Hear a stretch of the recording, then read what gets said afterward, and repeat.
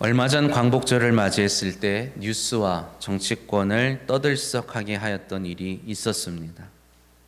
모 방송국에서 광복절이 자정을 기점으로 이렇게 시작될 때 이탈리아의 작곡가 자코모 푸치니가 쓴 오페라 나비 부인의 공연을 방영했기 때문입니다. 오페라 나비 부인은 1904년에 처음 대중 앞에 공연된 작품입니다. 1904년 당시 우리나라는 일제의 강압적인 압제 아래 있었지요.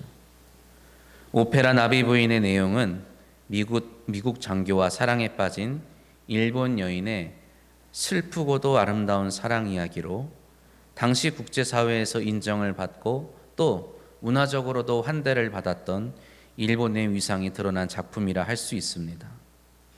이 작품에는 친일본적인 무대와 내용들이 공연되고 당연하게도 오페라 무대에서 흔히 찾아보기 어려운 일본 배우들이 공연하여 큰 호평과 관심을 받기도 하였지요.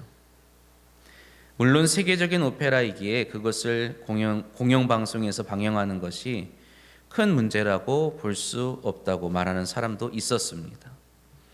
그러나 많은 사람들은 설령 그렇다 하더라도 오페라 나비 부인이 방영되지 말아야 할 날을 꼽으라고 한다면 적어도 3.1절과 광복절일 텐데 왜 그렇게 했어야 하느냐는 지적이 있었지요.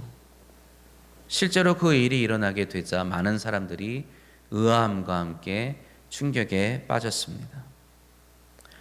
광복절은 유독 정권이 새롭게 들어설 때마다 논쟁이 일어나고는 하는 국경일입니다.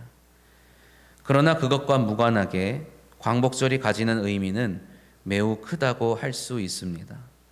우리나라가 주권을 회복한 날이기 때문입니다. 어떤 사람들은 회복할 주권이 없었다고 주장하기도 합니다. 광복을 맞이하기 전에 우리나라 자체가 없었고 오직 일본 제국만이 있었고 우리의 선조들은 한국인, 조선인으로 살아간 것이 아니라 일본 제국의 식민으로 살아갔다고 주장하는 사람들이 있습니다. 그래서 그들은 이 나라에 되찾을 주권도 없었고 나라도 없었기에 독립운동도 무의미하고 임시정부란 것도 의미 없다고 또 그렇기에 광복도 무의미하다고 말하지요. 그들은 대한민국 초대 대통령의 정부가 출범한 날에 비로소 우리나라가 세워졌다고 하며 그날을 건국절로 기념하자고 주장합니다. 광복절에 일본 기미가요가 나오는 이 오페라를 방영하는 것이 많은 사람들에게는 불편하지만 어떤 사람들에게는 당연한 것으로 받아들여질 수도 있습니다. 같은 날, 같은 민족이지만 다른 생각과 다른 뜻을 품고 살아갈 수 있다는 것을 우리에게 여실히 보여주는 것이죠. 평소에는 서로의 다름을 알지 못한 채 살아가지만 이렇듯 민감하고 또 뜻깊은 순간에는 서로의 이념이 또 서로의 생각이 이토록 다를 수 있구나라는 것을 뼈저리게 느끼게 합니다. 이 나라는 주권을 되찾은 듯 하지만 아직도 바로 서지 못하였습니다. 독립을 하였지만 독립을 하지 못하였습니다. 이 땅은 아직도 분단되었고 잠깐의 평화가 있을 뿐입니다. 서로가 자신들의 방법이 이 나라의 평화를 가져다 주고 자신들의 방법이 진정 이 나라를 위한 것이라고 주장하며 아귀다툼을 하지요. 그러나 우리는 묵묵히 이 나라와 이 민족을 위해서 기도해야 할 줄 믿습니다. 오늘 본문 14장은 이렇게 시작합니다. 마가복음 14장 1절로 2절 말씀. 이틀이 지나면 유월절과 무교절이라 대제사장들과 서기관들이 예수를 흉계로 잡아 죽일 방도를 구하며 이르되 밀란이 날까 하노니 명절에는 하지 말자 하더라. 이제 곧 유대 땅은 유월절 행사로 북새통을 이룰 것입니다. 유대인에게 유월절은 어떤 날일까요? 방금 말씀드린 것처럼 우리에게 광복절과 같은 날입니다. 그들은 유월절에 애굽의 종살이에서 벗어나 자유를 얻게 되었죠. 믿음의 여정을 통해 가나안 땅으로 이주하여서 하나님의 백성으로 살 수 있게 되었고 하나님의 나라를 세우고 살 수 있게 되었습니다. 그들은 유월절을 통해 잃어버린 자유를 되찾았고 잃어버린 땅을 향해 떠날 수 있게 된 것입니다. 그래서 그 어느 때보다 이 유월절은 하나님을 향한 예배, 하나님을 향한 제사와 예식이 뜨거울 수밖에 없었습니다. 자신들의 선조들을 애굽에서 구원하여 내시고 약속하신 땅으로 인도하신 하나님을 향한 감사의 제사를 드리기도 하였고, 또 한편으로는 역사 가운데 여전히 민족의 아픔을 치유하시고 저들을 압제해서 구원하시는 하나님께 작금의 상황을 탄원하며 제사를 드리기도 하였습니다. 당시 유대인들은 수백 년간 있었던 이 헬라 제국의 지배에 이어서 이제 로마 제국의 강압적인 통치를 받고 있는 상황이었습니다.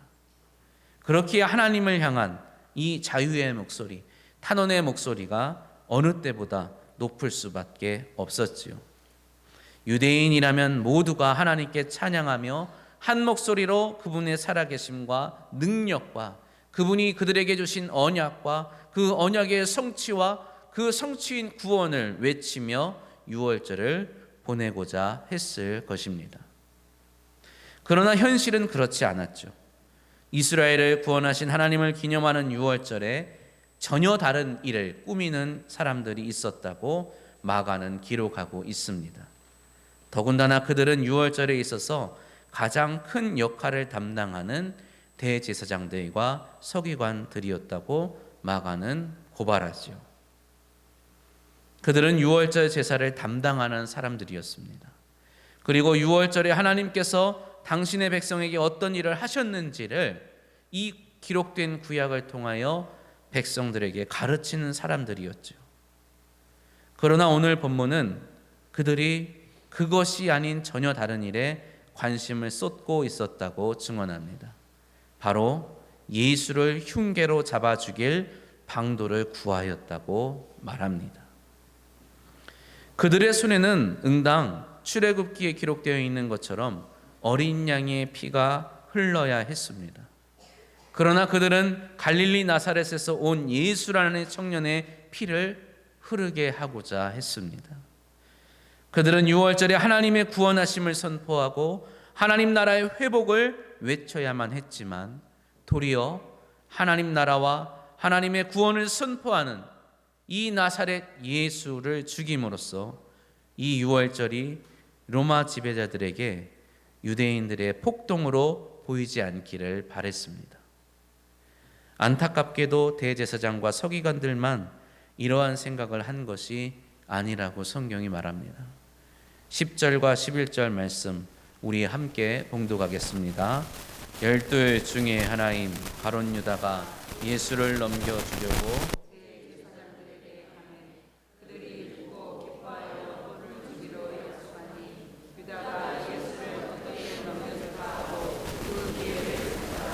아멘.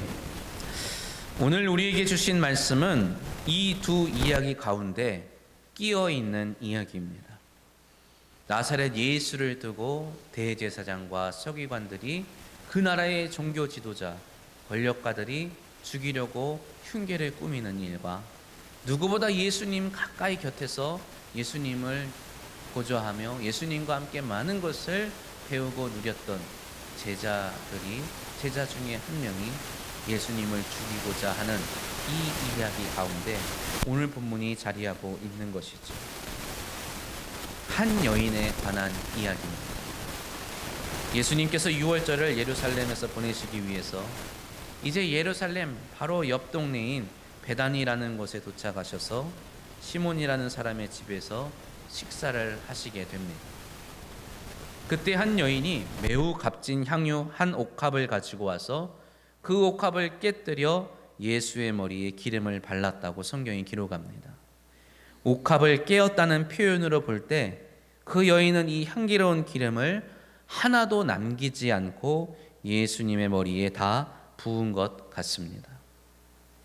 이 여인의 갑작스러운 행동에 두 가지 반응이 잇따라 나오지요.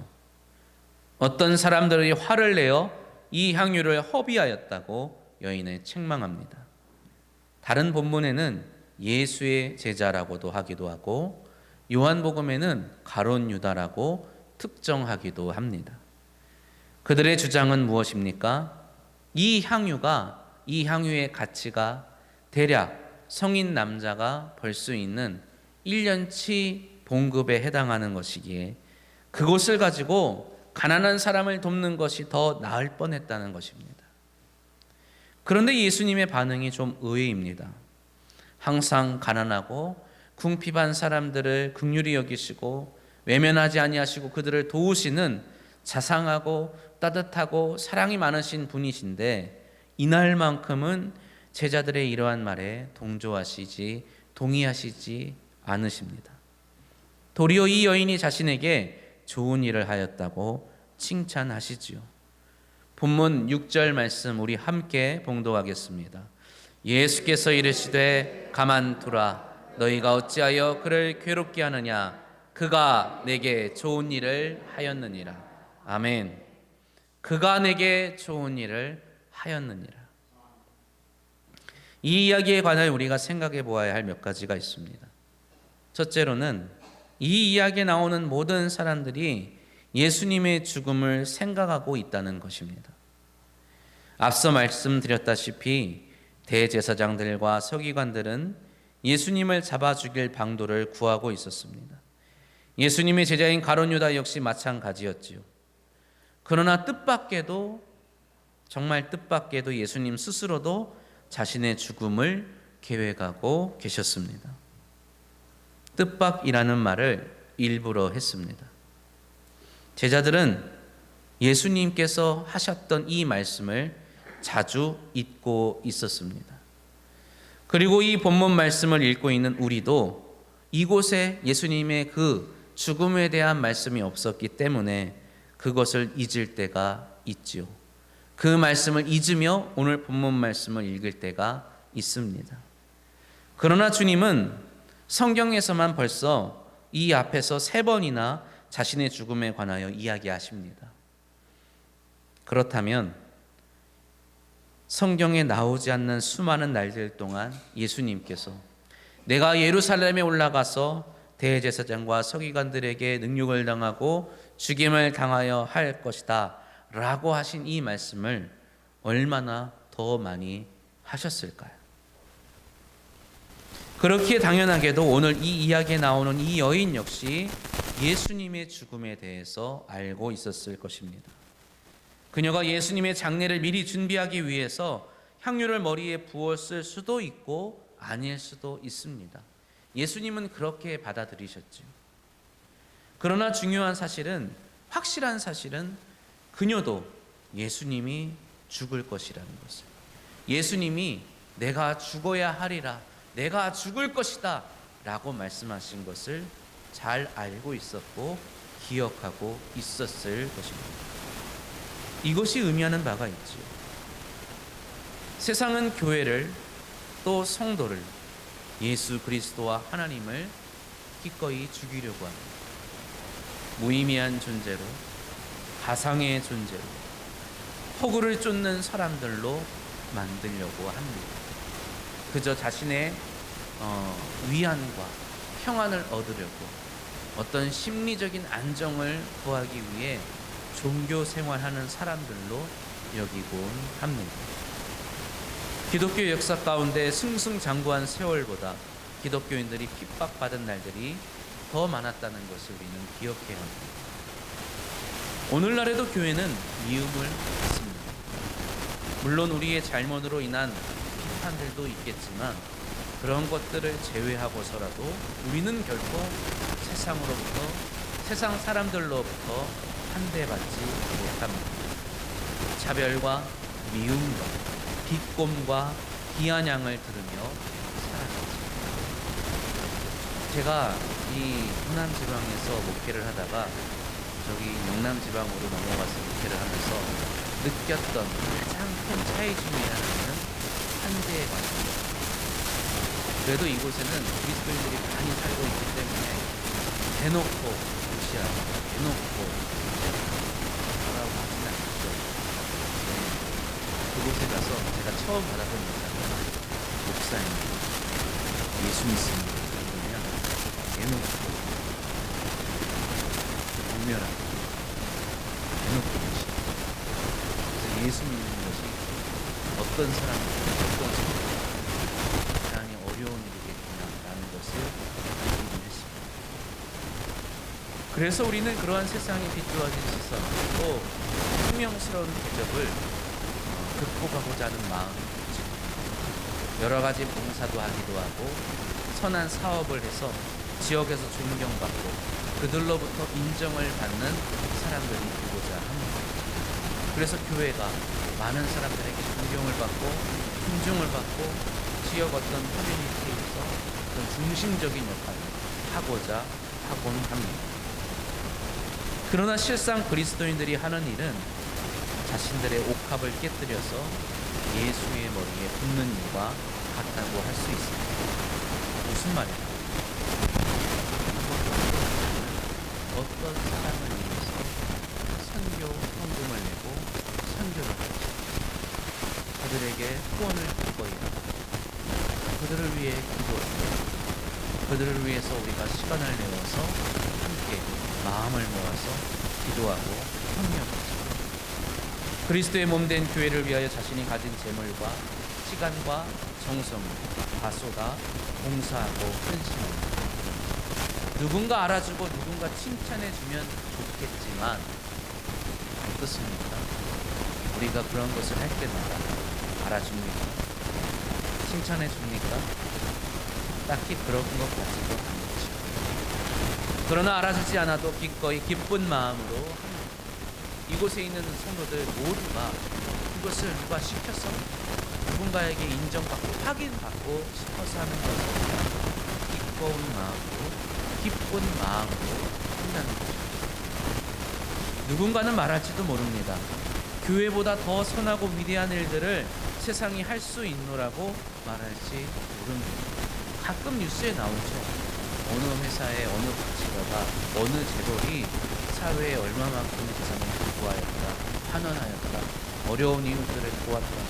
그런 것을 보면 정말 이런 작은 교회들이 하는 것보다 훨씬 의미 있고 좋은 일들을 세상 사람들이 더욱더 많이 하는 것처럼 보이기도 합니다. 그래서 교회도 그러한 일들을 뒤처지지 않기 위해서 바쁘게 할 때가 있죠. 교회가 지역 공동체와 연합해서 혹은 여러 단체와 함께 그러한 일들을 담당하기도 합니다. 하지만 하는 일이 같아 보인다고 해서 같은 마음을 품고 있는 것은 아닙니다. 밥을 먹지 못해 굶는 사람을 돕는 일도 집이 오래돼서 그곳을 고치고 다시금 살 수 있도록 돕는 일, 아프고 병든 사람들을 돌아보고 지역의 관심사에 대해서 힘을 보태고 돕는 일이 저들과 우리의 마음이 같아서 하는 일이 아니라는 것입니다. 오늘 본문에서 눈여겨볼 두 번째는 바로 그들이 입으로 뭐라 말하는가입니다. 2절에서 대제사장과 서기관들은 말합니다. 명절에 이 예수를 잡아 죽였다가는 밀란이 날 수도 있으니 명절만큼은 피해서 죽이자라고 말하죠. 제자들과 특히 가룟 유다는 이 여인에게 향유를 허비했다고 말합니다. 이 향유를 300데나리온 이상에 팔아 가난한 자들에게 줄 수 있었겠도다 라고 말하죠. 예수님의 말씀은 6절부터 9절까지 길게 기록되어 있습니다. 예수님은 그 여인을 칭찬하시며 그는 힘을 다하여 내 몸에 향유를 부어 내 장례를 미리 준비하였다 말씀하십니다. 특별히 이 말씀들 중에서 제자들과 예수님의 말씀이 그 내용과 의도에서 전혀 다름을 볼 수 있습니다. 여인의 같은 행동을 보고 여인의 행동을 똑같이 보고서 그 반응이 너무나도 달랐다. 여인의 행동의 참된 의미가 무엇인지를 두고 충돌하는 것을 볼 수 있습니다. 전혀 다른 이해를 보이고 있는 거죠. 그렇다면 여인의 행동의 의미는 무엇이었습니까? 여인은 왜 자신의 이 귀중한 옥합을 깨뜨려서 귀한 기름을 예수님께 부었던 것입니다. 예수님에게 이러한 행동을 한 자신의 의도가 무엇인지 이 여인은 뭐라고 말했습니까? 성경을 보셔서 아시겠지만 놀랍게도 여인은 아무 말도 하지 않습니다. 1년 동안 품삯을 꼬박 모아야 살 수 있는 이 향유를 남김없이 예수의 머리에 부어넣고 충격과 혼란에 빠진 사람들 앞에서 그녀는 말 없이 있는 것입니다. 그녀는 왜 침묵하고 있는 것입니까? 그녀의 침묵은 우리에게 무슨 의미로 다가옵니까? 주님께서 끝까지 웅성거리는 제자들과 또 침묵하고 있는 이 여인에게 이렇게 말씀하십니다. 오늘 본문 9절 말씀 우리 함께 봉독합니다. 내가 진실로 너희에게 이르노니 온 천하에 어디서든지 복음이 전파되는 곳에는 이 여자가 행한 일도 말하여 그를 기억하리라 하시니라. 아멘. 이 여인의 행동은 복음과 함께 기억될 것이라고 주님이 말씀하십니다. 이 말씀은 이 여인의 행동이 복음과 관련된 것이라는 것을 의미하죠. 아니, 복음 그 자체일 수도 있습니다. 이 여인이 몇 마디 말보다 옥합을 깬 행동으로 나타낸 것은 바로 무엇입니까? 복음입니다. 왜 그녀는 자신이 힘들게 모은 향유를 깨뜨려야만 했습니까? 그녀에게 가장 귀한 일을 하기 위함이죠. 그 귀한 일은 다름 아닌 예수 그리스도를 섬기는 일이었습니다. 그녀에게 이 나사렛에서 온 청년 예수는 그리스도였습니다. 그녀에게 예수는 메시아였죠. 그녀에게 예수는 하나님의 나라였습니다. 많은 사람들은 그보다 더 귀한 일이 있다고, 그보다 더 값진 일이 있다고, 가치 있는 일이 있다고 말하였지만 그녀에게 예수보다 귀한 것은 없었다. 예수로 말미암아 누리게 되는 하나님의 나라보다 더 귀한 것은 없었습니다. 그녀의 깨진 옥합이 상징하는 것은 무엇입니까? 바로 이 예수가 날 구원하실 메시아 그리스도라는 고백이었습니다. 이 예수로 말미암아 이 땅에 하나님의 나라가 임하게 될 것이고, 이 예수로 말미암아 새로운 삶을 살게 되었다는 것을 의미하는 것이었죠. 이것은 그녀의 소망이 아니고 그녀의 바람이 아니었습니다. 그녀의 현재였고 그녀의 오늘의 삶이었던 것입니다. 많은 사람들이 예수를 앞에 두고 장차 이 예수가 우리에게 걸림돌이 될 것이라, 이 예수가 우리의 걱정거리가 될 것이라 말하기도 하였고, 이 예수에게 쓰여진 이 귀한 기름이 더 많은 사람들에게 유익이 될 것이고, 이 예수에게 쓰이는 이 기름이 낭비라고 말하였지만, 그녀에게 이 예수는 오늘 내가 경험하는 하나님의 나라인 줄 믿으시기를 바랍니다. 그렇기에 그녀는 새로운 삶을 살게 하신 예수 그리스도께 조용히 나와 아무 말 없이 자신의 가장 귀한 것을 드려 감사하는 것입니다. 사랑하는 성도 여러분, 우리도 옥합을 깨뜨립니다. 우리도 우리의 귀한 기름을 예수의 머리에 붓습니다. 사실 이곳에 있는 모든 성도들이 적지 않은 재물과 시간과 삶을 주의 몸된 교회와 복음 사업에 쏟아부었지만 아무것도 안 했다라고 말할 수가 없습니다. 이런 우리를 보면서 어떤 사람들은 보다 가치 있는 일에 투자하라고, 그래도 이왕 하는 거면 수익이 있는 사업에 그것을 쓰라고 말하기도 합니다. 우리가 하는 모든 것이 허망하고 무의미한 종교 생활이라고 비난하는 사람들도 있습니다. 그러나 왜 우리는 오늘도 이 자리에 나왔습니까? 왜 우리는 이 시간 기쁜 마음으로 이곳에서 예배드립니까? 이것이 바로 우리가 누리는 우리의 삶에 대한 믿음이 담긴 감사이기 때문입니다. 예수 그리스도를 말미암아 얻게 된 새로운 삶, 누리게 되는 평안과 안식의 삶을 감사하기 때문이죠. 우리는 그저 먼 곳에 있는 것을 바라보며 살아가는 사람들이 아닙니다. 먼 곳에 있는 것을 그저 소망하며 살아가는 사람들이 아닙니다. 예수 그리스도를 말미암아 얻게 된 그 놀라운 생명이 넘치는 삶, 그것을 내가 오늘 누리고 있기 때문에 오늘 이 자리에 기꺼이 나온 줄 믿으시기 바랍니다. 세상이 줄 수 없는 평안과 기쁨을 누리는 장차 오게 될 하나님의 나라를 오늘 나의 삶에서 먼저 누리며 맛보고 살 수 있음에 감사하기 때문이죠. 이 세상 무엇보다 나에게 가장 귀한 것이 예수 그리스도고 가장 자랑할 만한 것이 예수 그리스도이기 때문에 오늘 우리는 이 자리에서 예배드리고 있습니다. 그것을 나에게 주신 하나님은 그저 값없이 은혜로 이 모든 것을 주셨기 때문에 우리는 그것을 감사하다라고 고백하는 것이죠. 세상은 우리에게 여러 가지 대안에 대해 말하죠. 그러나 우리는 오직 예수 그리스도를 따르며 살아가는 자들임을 기억하시기를 바랍니다. 오직 예수 그리스도를 위하여 기꺼이 옥합을 깨뜨리는 자들입니다. 이 일은 복음이 이 땅에 선포된 이래 계속해서 이루어져 왔던 일입니다. 지금 그것을 설명하기에는 시간이 너무나 부족합니다. 우리의 믿음의 선조들, 믿음의 발자취, 우리 공동체들이 시간이 날 때마다 선교지를 방문하고 선교사들의 삶을 되돌아보는 일들을 많이 하시던데 그것을 돌아보면 그 면면에 그러한 일들이, 그러한 삶이 녹아 있는 것을 알 수 있습니다. 황남에 사랑하는 모든 성도들의 삶 역시 복음이 전해지는 곳곳마다 기억되시기를 주님의 이름으로 축복합니다.